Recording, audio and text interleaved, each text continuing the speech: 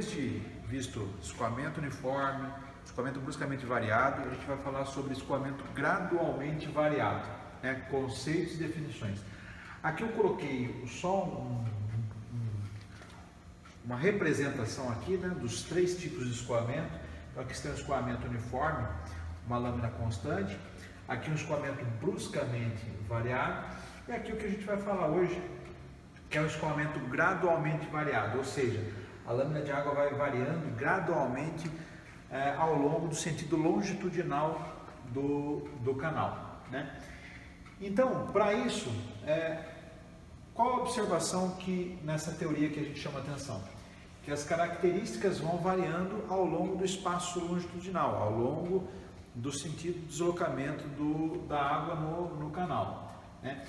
No escoamento gradualmente variado, a declividade de fundo do canal não vai ser a mesma da declividade da lâmina, né? Da declividade da superfície da lâmina da água. Então você vai ter declividades diferentes do fundo do canal e da lâmina, diferente do escoamento uniforme, né? Que você tem a mesma declividade do fundo e a declividade da lâmina de água. Então aqui você tem um exemplo do escoamento uniforme, onde você tem uma lâmina paralela ao fundo do canal, e a gente está chamando aqui da altura da lâmina de Y0 igual a YN. Se eu estou, por exemplo, no regime subcrítico, e eu coloco um aparato aqui, um paramento triangular aqui, você vai ter uma sobrelevação dessa lâmina aqui, e a diferença entre a lâmina Y e a lâmina do Y normal, e isso é o que nós vamos chamar de remanso, que é uma particularidade do escoamento gradualmente variado. Bom, para o escoamento gradualmente variado, a gente tem algumas idealizações. Idealizações que são o quê? Canal de pequena declividade, então a gente está imaginando pequena declividade. Quando a gente fala em pequena declividade, é em relação à declividade crítica, uma declividade menor do que a declividade crítica. Perda de carga é representada pela equação do escoamento uniforme. Então a perda de carga longitudinal ao longo do canal, a gente vai representar através da utilização da equação de Mann. Outra idealização, que o coeficiente de rugosidade independe da altura da lâmina e é constante em todo o canal. A gente vai supor isso aí como uma idealização. E aqui está a equação de Manning, que todo mundo já sabe.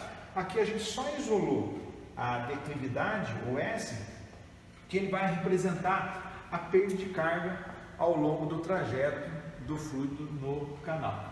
Então, portanto, a formulinha do Manning, né, está aqui, só que isolado o S da declividade, e essa equação para a gente, como é muito parecido o escoamento gradualmente variado com o escoamento uniforme, a gente vai ter essa equação para estimar a perda de energia longitudinal no escoamento da água, né? Então lembrando que esse S aqui, no nosso escoamento gradualmente variado, é o gradiente energético que vai variando ao longo do deslocamento do tubo. Esse gradiente de energia, ele varia de seção para seção. Então a gente tem aqui uma seção 1, com uma lâmina 1, uma velocidade, uma energia cinética. Então você tem a cota piezométrica e a energia cinética. Ao longo do tubo você vai tendo perda de energia, você vai ter uma lâmina 2 e uma energia cinética 2 aqui. E você vai ter uma perda de energia. Bom, aqui eu só representei, né, o gradiente de energia, que você vai tendo um decréscimo de energia, e aqui você vai tendo também um decréscimo da declividade do tubo, né? A variação da cota aqui vai diminuindo. Bom, quando a gente estuda então a equação, o escoamento gradualmente variado, vamos fazer referência à equação diferencial do escoamento gradualmente variado. Então, qual que é essa equação diferencial? Aqui você tem uma equação de energia que nós conhecemos, a energia total na seção ao longo, né, do deslocamento do fluido no canal, a energia total para uma seção é igual à cota piezométrica mais a energia cinética mais a cota de fundo do canal. A gente aprendeu lá em energia específica que a energia específica, como o limite entre o início de um degrau do tubo para entrar no degrau ou o limite para contração de um canal era praticamente quase ali, não tinha quase variação de espaço, a gente desconsiderava a cota do topográfico e a gente só ficava com a energia específica, que era a cota piezométrica e a energia cinética. Mas aqui não, aqui a gente está trabalhando ao longo, né, do escoamento de um canal. Então a gente não está imaginando como lá na energia específica, que você tinha aqui, você tinha um degrau, ou você tinha uma contração, e a gente analisava energia aqui antes do degrau e energia aqui depois do degrau. A distância era tão pequena que a gente desconsiderava essa variação da cota ao longo do deslocamento. Agora aqui não, aqui a gente tem uma distância considerável. Eu quero ver como é que varia a lâmina de água, a variação da energia, ao longo do deslocamento longitudinal, ao longo de x. Então, na equação diferencial do escoamento gradualmente variado, a equação está aqui, né? A energia total é igual à cota piezométrica mais energia cinética mais a cota topográfica. Tomando a derivada de H em relação a x, como que vai variando essa energia ou a lâmina ao longo do deslocamento, ao longo da trajetória aí, você vai ter derivada de todos os termos da equação. Derivada de H em relação a x, derivada da lâmina em relação a x, aqui é a declividade da própria linha de água, a derivada da energia cinética, né, e a derivada da cota de fundo, a cota topográfica de fundo do canal. Aqui eu já deixei pronto, não? Então essa variação da energia em relação a x, em relação ao deslocamento, em relação à longitudinal, né, deslocamento longitudinal do canal, a gente vai chamar de SF. E essa variação, né, essa derivada de H em relação a x, sendo essa variação da energia ao longo do canal, esse SF a gente vai supor ele sendo calculado por essa fórmula aqui do escoamento uniforme, né, onde você tem vazão, coeficiente de rugosidade, a área e o raio hidráulico. Então essa variação de energia, né, aqui é declividade, mas a gente vai usar para a variação de energia ao longo do deslocamento em x. Então a gente vai usar essa equaçãozinha do movimento uniforme. A declividade da linha d'água, a derivada da energia cinética em relação a x. Fazendo todo o processo da derivada, a gente vai chegar nessa equação que é muito parecido, não, é igual, é o número de Froude, né? Então, menos Froude, isso aqui é o número de Froude, derivada de y em relação a x, e a derivada da cota z em relação ao x, deslocamento longitudinal, a gente vai chamar de menos S0, né? Perceba que aqui é menos SF, porque a energia, o gradiente de energia vai diminuindo ao longo do deslocamento do tubo. E menos S0, porque o gradiente da cota vai diminuindo ao longo do percurso do tubo, né? Tendo essa referência como plano, Bom, menos SF é igual a derivada de y em relação a x. Por que eu coloquei 1 menos Froude ao quadrado? Isso vezes 1 dá isso daqui.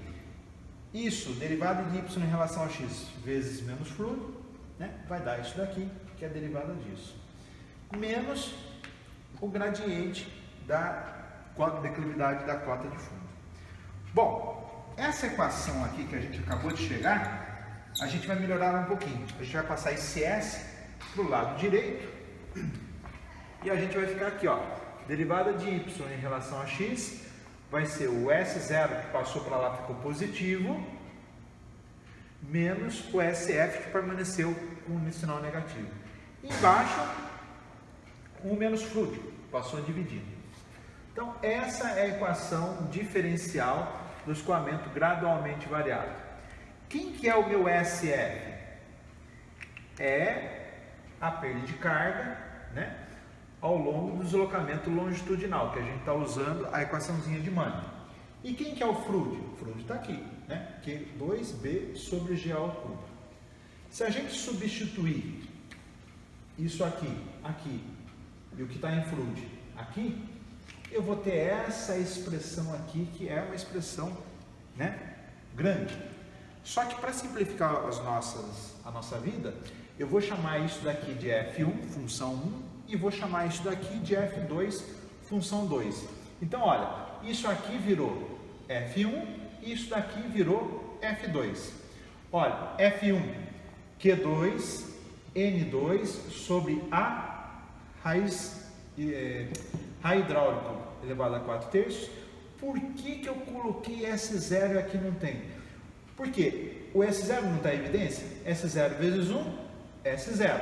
S0 vezes o F1, se o F1 eu coloquei aqui o S0, isso cancela com S0, vai ficar só a expressão do escoamento uniforme de Manning.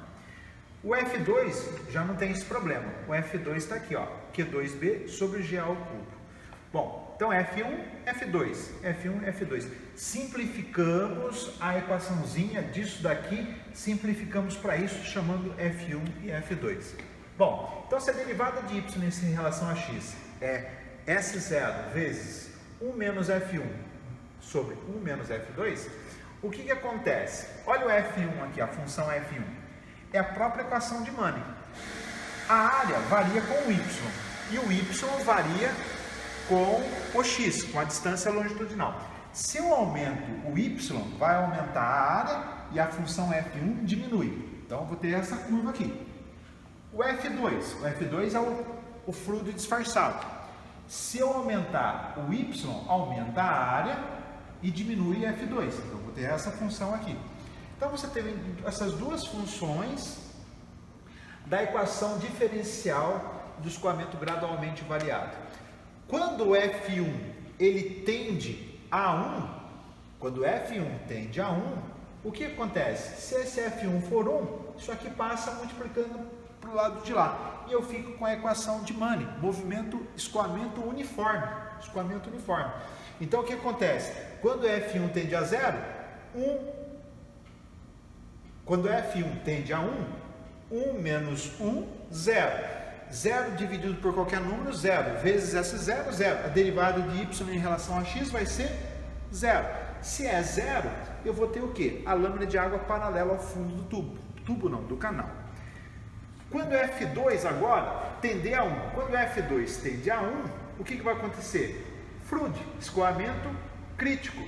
Então, a gente vai ter aqui, quando F2 tende a 1, a gente vai ter 1 menos 1, 0. Opa! Não existe divisão por zero. Aqui é um caso particular que a gente vai ver que a derivada tende ao infinito. Vocês vão ver isso um pouquinho mais para frente. A gente continua.